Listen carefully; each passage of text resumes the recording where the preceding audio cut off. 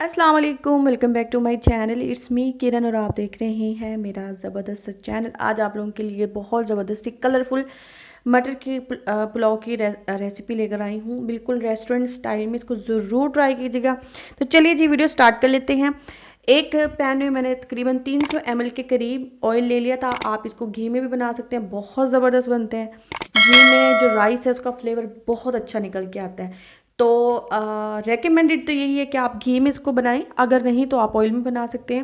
جب یہ براؤن ہو جائے گا اس کے اندر ہم آج کل چلی ہوئی ہے سبز جو ہے لہسن, تو آپ اس کو ضرور ٹرائی کیجیے گا. اس کا جو ہمارا دوسرا لہسن ہوتا ہے اس کا فلیور بہت ڈیفرنٹ ہے.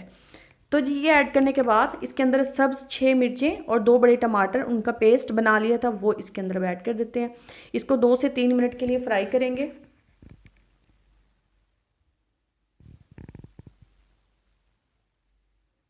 اچھا, اب اس کے اندر جو خشک مسالے وہ ڈالتے ہیں. 1 چمچ جو ہے خشک دھنیا ہے, 1 ٹی سپون اس کے اندر زیرہ ہے, اس کے علاوہ 2 ٹیبل سپون اس کے اندر نمک ہے, اور جو خشک مسالے ثابت میں نے لیے ہیں وہ دار چینی ہے چھوٹا پیس, اس کے بعد 2 سبز جو ہیں وہ الائچی ہیں, اور 1 جو ہے وہ بڑا تیز پات ہے. اب جی اس کے اندر آدھا کپ جو ہے دہی کا میں نے ایڈ کیا ہے, اس کو اچھے سے ہم فرائی کریں گے.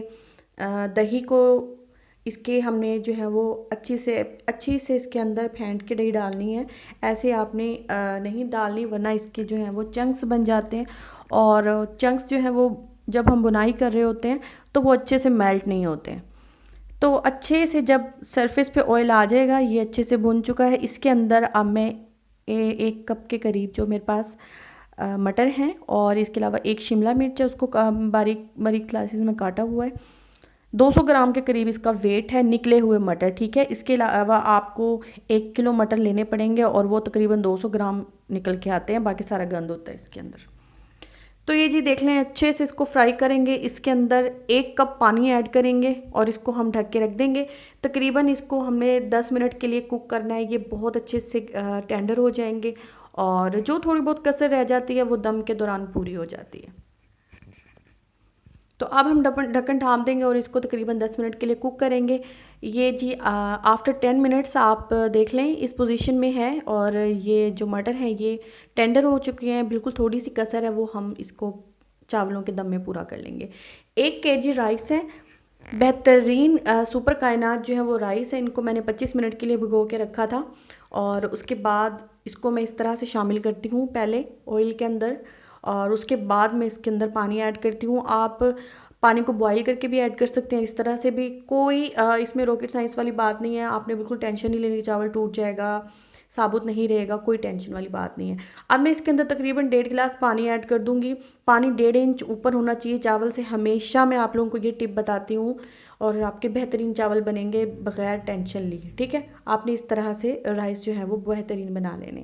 اب جی ہم اسے کیا کریں گے, ڈھکن ڈھانپنا نہیں ہے, اس کو کھلے جو ہے اسی طرح سے اور فل ہیٹ پہ ہم نے اس کو جو ہے وہ پکانا ہے جب تک اس کا جو ایکسیس واٹر ہے وہ ڈرائی نہیں ہو جاتا.